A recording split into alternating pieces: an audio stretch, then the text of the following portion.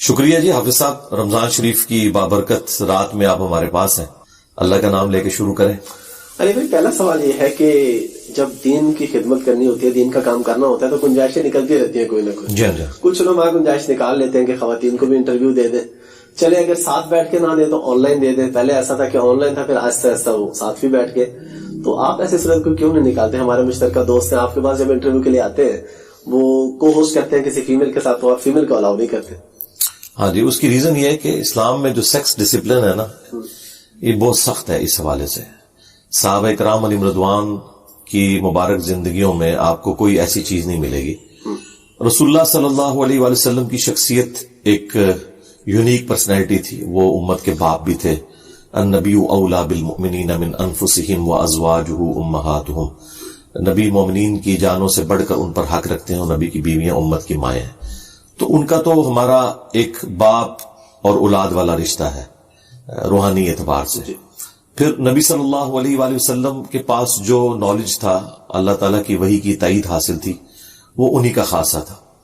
لیکن نبی صلی اللہ علیہ وآلہ وسلم کی وفات کے بعد امہات المومنین نے آپ صلی اللہ علیہ وآلہ وسلم کی آئلی زندگی کو ٹرانسفر کیا، تو وہ بھی پردے کے اندر، یعنی سیدہ عائشہ ماں ہونے کے باوجود قرآن کے حکم کے تحت ان کا پردہ ہے امتیوں سے، حتیٰ کہ سورۃ الاحزاب میں آیا کہ آپ نے پردے میں جو لین دین کرنا ہے اس میں اپنی آواز بھی ایسی نہیں ہونی چاہیے کہ کسی کے دل میں کوئی روگ ہے تو وہ غلط طرف غلط انٹینشن کے ساتھ جائے۔ ظاہر ہے کہ وہ ایک سیکس تو بڑا پوٹنٹ جذبہ ہے، آپ کو پتا ہے، تو یہ تو ایک آنرری رشتہ ہے نا، تو یہاں تو چانسز ہیں کہ کوئی ڈیویٹ کر جائے۔ تو اس اعتبار سے سیدہ عائشہ سلام اللہ علیہا سے لوگ مسائل پوچھتے تھے، لیکن پردے میں بیٹھ کے، ٹھیک ہے، اور وہ ماں کی حیثیت سے وہ بات ہی یہاں سے سٹارٹ کرتے تھے، اماں جان یہ بتائیے، اماں جان یہ بتائیے، یعنی آپ سے جو عمر میں بڑے تھے وہ بھی آپ کو اماں جان کہہ کے پکارتے تھے۔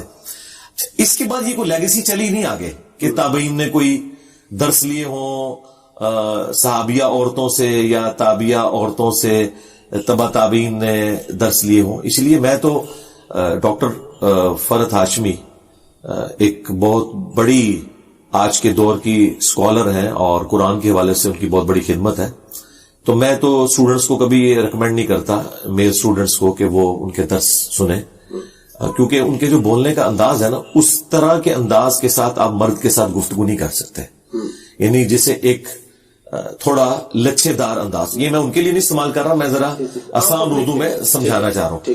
عورتوں کے لیے ان سے بیسٹ کوئی ٹیچر نہیں ہے، اور انہوں نے ریولوشن برپا کی ہے۔ میں اکثر کہتا ہوں کہ مولانا مودودی رحمہ اللہ کی دو زندہ کرامتیں ہیں ان کے جانے کے بعد، ایک ڈاکٹر اسرار صاحب رحمہ اللہ تعالی جو اپنی ویڈیوز میں ابھی بھی زندہ ہے، اور دوسری فرحت ہاشمی۔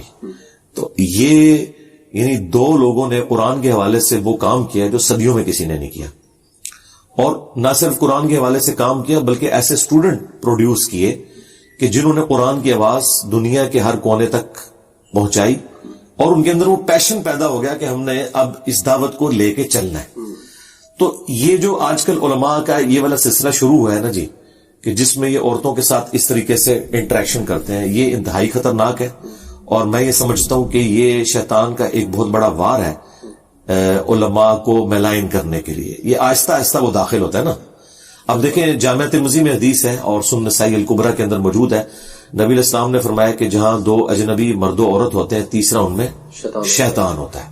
اچھا، اس میں کوئی کہہ سکتا ہے کہ یہ تو ایک بالکل کوئی ایکسٹریم لیول پہ کوئی علیحدہ ہو جائے، جہاں پہ ایک پبلک گیدرنگ ہے اس میں فرق نہیں پڑتا، لیکن بہرحال جب آپ 1-to-1 انٹریکشن کر رہے ہوتے ہیں انٹرویو میں، اور آنکھوں کا بھی انٹریکشن ہوتا ہے، تو یہی وہ چیز ہے جس کو منع کیا گیا نا سورہ النور کے اندر، کہ پہلے مومن مردوں کو حکم دیا گیا ہے کہ انہیں حکم دو اے نبی علیہ السلام اپنی نگاہوں کو نیچا رکھیں، اور مومنہ عورتوں سے کہو کہ اپنی نگاہوں کو نیچا رکھیں۔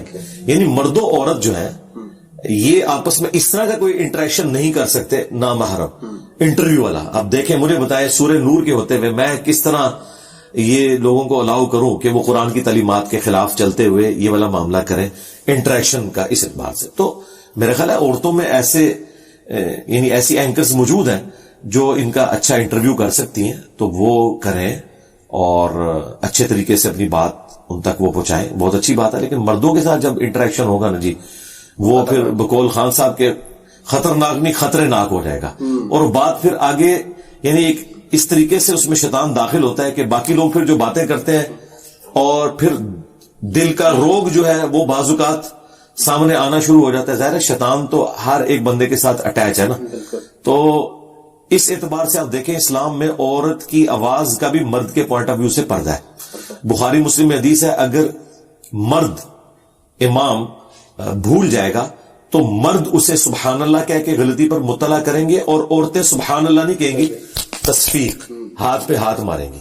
اب مجھے بتائیں سبحان اللہ کہنے کی بھی ممانعت ہے, اس میں بھی آواز کا بلند کرنا عورت کے لیے مردوں کی موجودگی کے اندر یہ منع ہے. تو آپ سیکس ڈسپلن کا اندازہ لگا سکتے ہیں.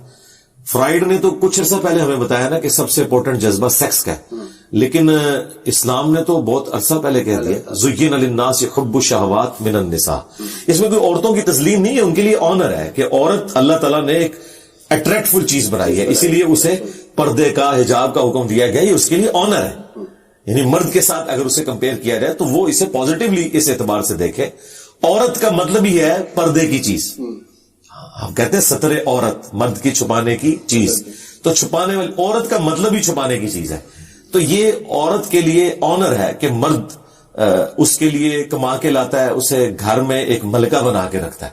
تو میرا خیال ہے اللہ تعالیٰ نے اسے اتنا بڑا سٹیٹس دیا ہے تو وہ اس کو اویل کرے.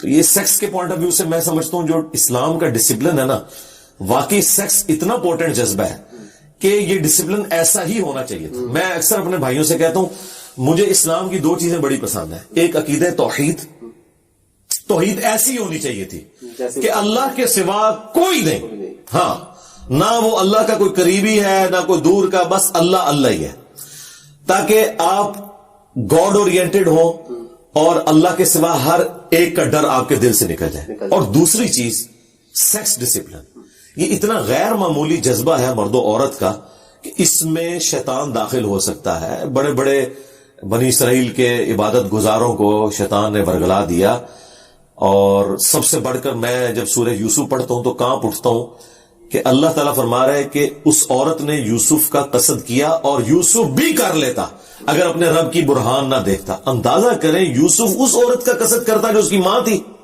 منہ بولی ماں تو تھی. مجھے بتائے جس عورت نے کسی بچے کو پالا ہوتا ہے چھوٹی عمر سے, وہ بچہ اسے ماں کی نظر سے ہی دیکھتا ہے. بالکل. لیکن اللہ تعالیٰ فرما رہا ہے یہ اتنا غیر معمولی جذبہ ہے کہ وہ یوسف بھی قصد کر لیتا اگر اپنے رب کی برہان نہ دیکھتا. اور پھر اللہ تعالیٰ فرمایا وہ ہمارے مخلص بندوں میں سے, یعنی چوزن پیپل تھے. ایک ہے مخلص, اخلاص شو کرنے والا, وہ مخلص تھے. تو وہ تو مخلص تھے, باقی تو مخلص نہیں ہے. اس لیے اس اعتبار سے انسان کو بہت احتیاط کرنی چاہیے. اور میں اس معاملے میں اپنی اس پلیٹ فارم کے اعتبار سے 3 چیزیں میں نے بالکل بین کی ہوئی ہیں. نمبر 1 دولت کا فتنہ, کوئی چندہ بک نہیں. ٹھیک ہے. نمبر 2 شہرت کا فتنہ, کوئی میں کسی ٹور پہ نہیں جاتا, کسی یونیورسٹی میں لیکچر نہیں دیتا کہ میرا اس طرح کا انٹریکشن ہو کہ کوئی اندر اس قسم کا بڑا پن پیدا ہو. بھائی جس نے دیکھنا ویڈیوز میں دیکھے, اتنی اچھی آپ بھی ریکارڈنگ کر رہے ہیں, لوگ گھروں تک بات پہنچ رہی ہے. اور تیسرا جو ہے نا وہ عورت کا فتنہ, یہ فتنہ پنجابی والا نہیں عربی والا, یعنی آزمائش. اور اگر آپ ان 3 فتنوں سے بچ جائیں, زمین و آسمان کے سارے شیاطین مل کے آپ کو ڈی ٹریک نہیں کر سکتے. یہ میرا دعویٰ ہے الحمدللہ. زبردست. علی بھائی ایک اور چیز جو ہم نے سنی آپ سے کہ مرد کو حکم ہے نگاہ نیچی رکھنے کا. جی. اگر مرد عورت کو دیکھتے تو وہ گناہگار ہوتا ہے, بد نظری ہے. لیکن آپ کے ہاں شاید کچھ ایسا آپ بتاتے ہیں کہ اگر عورت اس طرح دیکھے تو وہ گناہگار نہیں ہے, اس کو اس طرح سے بد نظری کا گناہ نہیں. ہاں جی, وہ اس اعتبار سے کہ جو عورتیں ہیں نا, ظاہر ہے کہ وہ اللہ تعالیٰ نے ان کو اٹریکٹفل بنایا. اگر اس طرح کا کوئی ایشو ہوتا نا تو مردوں کو بھی حجاب کروایا جاتا, نہیں کروایا جاتا. لیکن اس میں عورت میں اگر شہوت آ جائے نا تو وہ نہ کسی میل ٹیچر کی ویڈیوز دیکھ سکتی ہے, ذہن میں رکھیں, پھر اس کے ساتھ وہ ایلیمنٹ شروع ہو جائے گا. ٹھیک ہے.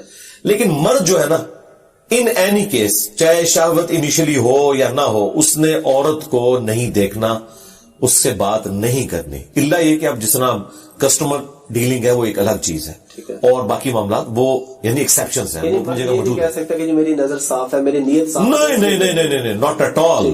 اور مجھے بتائیے یہ جو آپ کو پاکیزہ رشتے بنا کے پیش کرتے ہیں, ایک کیپٹن نے مجھے کال کی, وہ کہتا ہے جی علی بھائی مجھے ایک عورت کے ساتھ پاکیزہ محبت ہو گئی ہے. میں نے کہا یار یہ پاکیزہ محبت کون سی ہوتی ہے؟